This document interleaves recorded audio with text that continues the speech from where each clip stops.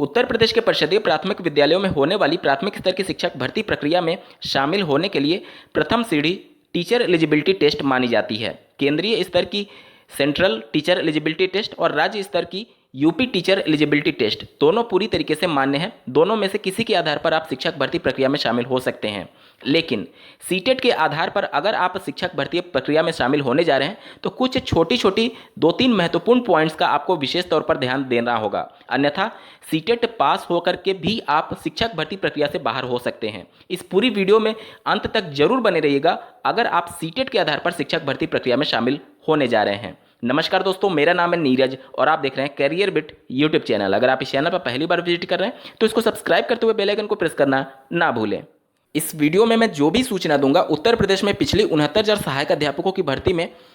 शासनादेश जो जारी हुआ था काउंसलिंग के दौरान, उससे संबंधित सीटेट के अभ्यर्थियों को किस प्रकार से ट्रीट किया गया उसके आधार पर देने वाला हूं, तो आप आंख बंद करके इस वीडियो पर विश्वास कर सकते हैं। पॉइंट नंबर 15 सीटेट के संदर्भ में मेंशन किया गया है। इसका तीसरा पॉइंट सबसे ज़्यादा महत्वपूर्ण है, जिसके रिगार्डिंग एक डेडिकेटेड वीडियो में पहले ही मैंने बात कर रखा है, जिसका लिंक आपको इस वीडियो के डिस्क्रिप्शन में मिल जाएगा। यहाँ पर जल्दी से समझ लेते हैं। देखिए, इसका मतलब ये हुआ कि अगर आप किसी भी कैटेगरी से बिलोंग करते हैं, यहाँ पर बहुत से अभ्यर्थियों का मन में ये कन्फ्यूजन था कि यहाँ पर सिर्फ ओबीसी कैटेगरी को मेंशन किया गया है तो ये केवल ओबीसी पर लागू होगा। नहीं, अगर आप आरक्षण का लाभ लेते हैं, चाहे एससी से हैं या फिर एसटी से हैं, तो ये सब पर लागू होता है, क्योंकि कई जातियां ऐसी हैं जो कि राज्य में एससी में या फिर एसटी में आती हैं और केंद्र सरकार के अंतर्गत वहाँ की जो जाति प्रमाण पत्र होता है उसमें वो ओबीसी में या फिर अनरिजर्व जनरल में आती हैं। तो ये जितने भी कैटेगरी के आरक्षण होते हैं स्पेशली जाति के आधार पर, जैसे कि ओबीसी हो गया, एससी हो गया और एसटी हो गया, सभी के लिए ये अनिवार्य रूप से जरूरी है कि अगर आप सीटेट के आधार पर शिक्षक भर्ती में सम्मिलित हो रहे हैं तो आपको ये कन्फर्म करना होगा कि आपकी वो पर्टिकुलर उपजाति जिससे आप आरक्षण का लाभ ले रहे हैं वो केंद्र में भी उसी जाति में आती हो, यानी कि ओबीसी एससी एसटी में आती हो। और इसको प्रूफ करने के लिए आपको केंद्र स्तर का जाति प्रमाण पत्र प्रस्तुत करना अनिवार्य होगा। सीटेट के इस पॉइंट को लेकर के अभ्यर्थियों के मन में बहुत ज़्यादा कन्फ्यूजन है। जैसे कि मान लीजिए कोई एक अभ्यर्थी जिस जाति से बिलोंग करता है उत्तर प्रदेश में, वो ओबीसी या फिर एससी एसटी में काउंट हो रही है, लेकिन अगर केंद्र में वो जनरल यानी अनरिजर्व कैटेगरी में काउंट होती है तो उस कंडीशन में उनको सुपर टेट में कौन सा कैटेगरी फिल करना चाहिए। उदाहरण के तौर पर समझिए, अगर कोई अभ्यर्थी जाट है तो जाट उत्तर प्रदेश में ओबीसी में काउंट होते हैं, लेकिन केंद्रीय स्तर पर उनको जनरल कैटेगरी में रखा गया है यानी अनरिजर्व कैटेगरी में। तो ओबीसी में उन्होंने सीटेट के लिए आवेदन किया, सीटेट उन्होंने क्वालिफाई भी कर लिया। अब सुपर टेट की परीक्षा में आवेदन करते समय क्या उनको ओबीसी से अप्लाई करना चाहिए या फिर केंद्र स्तर की सीटेट के आधार पर जनरल में अप्लाई करना चाहिए? बहुत बड़ा कन्फ्यूजन है, ध्यान से सुनिएगा। कोई अभ्यर्थी जो कि उत्तर प्रदेश में ओबीसी से संबंधित है, यानी मैं उदाहरण जाट लेकर के चल रहा हूँ, तो उसका नंबर जो आया वो 82 से 89 के बीच में आया, लेकिन चूंकि जाट जो है वो केंद्र सरकार में जनरल में काउंट होता है, तो जनरल के हिसाब से आप क्वालिफाई नहीं किए। भले ही आपके सीटेट के रिजल्ट पर आपकी कैटेगरी के अनुसार ओबीसी के अनुसार आपको क्वालिफाई दिखा दिया गया 82 से लेकर के 89 नंबर के बीच में, लेकिन चूंकि केंद्र स्तर के अनुसार आपको 90 अंक पाना था, 90 या फिर उससे ज़्यादा अंक आपने नहीं पाया, इस वजह से सीटेट में ही आप फेल माने जाएंगे और इस हिसाब से शिक्षक पात्रता परीक्षा आप पास नहीं होने के कंडीशन में आप शिक्षक भर्ती प्रक्रिया से पूरी तरीके से बाहर हो जाएंगे। इसका ये मतलब हुआ। इसी पॉइंट का दूसरा पहलू ये भी हो सकता है कि मान लीजिए वही अभ्यर्थी जो जाट से संबंधित है उत्तर प्रदेश में ओबीसी और केंद्र में अनरिजर्व यानी कि जनरल, अगर उसने सीटेट में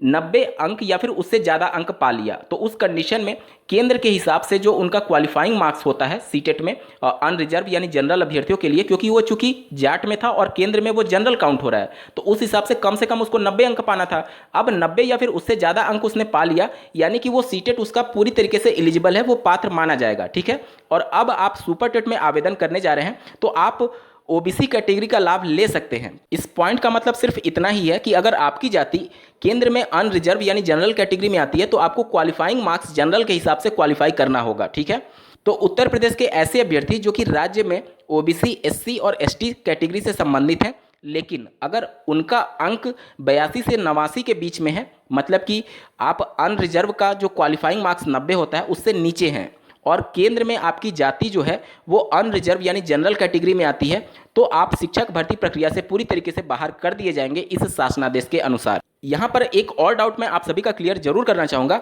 कि मान लीजिए वही अभ्यर्थी जो जाट से संबंधित है, यानी कि उत्तर प्रदेश में ओबीसी और केंद्र में जनरल, तो सुपर टेट की परीक्षा यानी कि शिक्षक भर्ती में शामिल होने के लिए उसको जब आवेदन करना होगा तो वो जनरल से आवेदन करेगा या फिर ओबीसी से करेगा? निसंदेह आपको ओबीसी से आवेदन करना चाहिए अगर आप आरक्षण का लाभ लेना चाहते हैं, कोई समस्या नहीं होगी। यहाँ पर जो ये पॉइंट था इसका मतलब सिर्फ इतना है कि सीटेट जो कि केंद्र स्तर की परीक्षा है उसमें आप अगर जाति का लाभ नहीं मिल पा रहा है तो आपको अनरिजर्व कैटेगरी से क्वालिफाई होना चाहिए। लेकिन चूंकि शिक्षक भर्ती तो उत्तर प्रदेश राज्य सरकार के अंतर्गत हो रही है और यहाँ पर तो आपको आरक्षण का लाभ मिलेगा ही मिलेगा, तो यहाँ पर तो आप आरक्षण का लाभ ले ही सकते हैं। लेकिन सीटेट में आपको अनरिजर्व कैटेगरी के अनुसार पास होना होगा, यानी 90 या फिर उससे ज़्यादा अंक लाना अनिवार्य होगा। और उत्तर प्रदेश की शिक्षक भर्ती प्रक्रिया में आप ओबीसी कैटेगरी में फिल करके अपने आरक्षण का लाभ ले सकते हैं, कोई समस्या नहीं होगी। यहाँ पर अभ्यर्थियों का एक और प्रश्न आ रहा था, मान लीजिए कि ओबीसी एससी एसटी से संबंधित कोई अभ्यर्थी जिनका मार्क्स 90 या फिर उससे ज़्यादा आया हुआ है, तो केंद्र में उनकी जाति ओबीसी हो, एससी हो, एसटी हो या फिर अनरिजर्व कैटेगरी में काउंट हो रही हो, सभी कंडीशन में वो पास हो जाएंगे क्योंकि 90 से ज़्यादा अंक उन्होंने प्राप्त कर लिया है। तो क्या उस कंडीशन में भी ये अनिवार्य होगा कि केंद्र स्तर का जाति प्रमाण पत्र उनको प्रस्तुत करना अनिवार्य होगा? देखिए, शासनादेश में तो यही लिखा गया है कि आपको केंद्र स्तर का जाति प्रमाण पत्र प्रस्तुत करना अनिवार्य है। कैटेगरी से संबंधित सभी अभ्यर्थियों को जो कि ओबीसी एससी एसटी से संबंधित हैं और सीटेट के आधार पर शिक्षक भर्ती प्रक्रिया में शामिल होने जा रहे हैं, उन सबको मैं विशेष तौर पर सलाह जरूर दूंगा कि आप राज्य स्तर का जाति प्रमाण पत्र के साथ साथ केंद्रीय स्तर का जाति प्रमाण पत्र दोनों अवश्य बनवा लें शिक्षक भर्ती प्रक्रिया में शामिल होने से पहले, क्योंकि सीटेट के लिए तो सेंट्रल लेवल का चाहिए और चूंकि राज्य स्तरीय का जो जाति प्रमाण पत्र होगा, आप राज्य स्तर के शिक्षक भर्ती प्रक्रिया में शामिल हो रहे हैं, इस वजह से वहां पर आपको स्टेट लेवल का लगाना अनिवार्य होगा। तो दोनों आपके लिए कंपलसरी है उन अभ्यर्थियों के लिए जो कैटेगरी से बिलोंग करते हैं, जो जाति के आधार पर आरक्षण का लाभ लेते हैं और जो सीटेट के आधार पर शिक्षक भर्ती प्रक्रिया में सम्मिलित होने जा रहे हैं। इन सभी झंझट से बचने का एकमात्र रास्ता ये है कि आप यूपी टेट के आधार पर शिक्षक भर्ती प्रक्रिया में शामिल होइए, क्योंकि यूपी टेट में आप आरक्षण का लाभ किसी भी जाति से जो उत्तर प्रदेश में आरक्षण के अंतर्गत आती है उसका लाभ भी ले पाएंगे और केंद्रीय स्तर का जाति प्रमाण पत्र बनवाने की कोई भी आवश्यकता नहीं होगी, क्योंकि यूपी का ही शिक्षक पात्रता परीक्षा है और यूपी की ही शिक्षक भर्ती प्रक्रिया है। तो जिस आरक्षण के अंतर्गत आप यूपी टेट में आरक्षण का लाभ ले रहे हैं, उसी जाति और उसी आरक्षण के अंतर्गत आप शिक्षक भर्ती प्रक्रिया में भी आरक्षण का लाभ ले पाएंगे। तो अगर आपके पास यूपी टेट का सर्टिफिकेट नहीं है और शिक्षक भर्ती से पहले आपको एक बार और यूपी टेट में सम्मिलित होने का मौका मिलता है, तो मैं विशेष तौर पर सभी अभ्यर्थियों को, कैटेगरी वाले अभ्यर्थियों को सलाह दूंगा कि आप सीटेट का जो सर्टिफिकेट है उसको दरकिनार करते हुए यूपी टेट के आधार पर शिक्षक पात्रता परीक्षा पास करिए और उसके आधार पर शिक्षक भर्ती में जरूर सम्मिलित होइए। तो इस कंडीशन में सीटेट के इन झंझटों से आप छुटकारा पा सकते हैं। आप लोग के बहुत कमेंट के माध्यम से प्रश्न आ रहे थे कि केंद्र स्तर का जाति प्रमाण पत्र कैसे बनता है। तो जिस प्रकार से आपने राज्य स्तर का जाति प्रमाण पत्र बनवाया होगा अपने संबंधित जिले के कचहरी से या फिर जन सुविधा केंद्र के माध्यम से या फिर खुद यूपी ई डिस्ट्रिक्ट के ऑफिशियल वेबसाइट से, तो इन्हीं तीनों जगह से आप केंद्र स्तर का भी जाति प्रमाण पत्र बनवा सकते हैं कहीं से भी। ठीक है, जब आप आवेदन करने जाते हैं यूपी ई डिस्ट्रिक्ट के ऑफिशियल वेबसाइट से, तो वहाँ पर दो लिंक होते हैं, पहला हिंदी में और दूसरा अंग्रेजी में। तो जो अंग्रेजी में मेंशन किया गया रहता है जाति प्रमाण पत्र, वहीं केंद्र स्तर का जाति प्रमाण पत्र होता है। और अगर आप जन सुविधा केंद्र के माध्यम से या फिर कचहरी के माध्यम से बनवा रहे हैं, तो आपको सिर्फ इतना उनको बताना होगा कि जो जाति प्रमाण पत्र बनेगा वो केंद्र स्तर का बनेगा। उसके बाद से वो आपका फॉर्म केंद्र स्तर वाला ही अप्लाई करेंगे और आपका जाति प्रमाण पत्र केंद्र स्तर का बन करके आपको प्राप्त हो जाएगा। तो प्रोसेस बिल्कुल सेम है, जिस प्रकार से राज्य स्तर का बनता है उसी प्रकार से केंद्र स्तर का भी बनेगा। उम्मीद करता हूँ आप सबके डाउट क्लियर हुए होंगे। इस वीडियो को देखने के लिए आपका बहुत बहुत धन्यवाद। भगवान करे आपका दिन शुभ हो।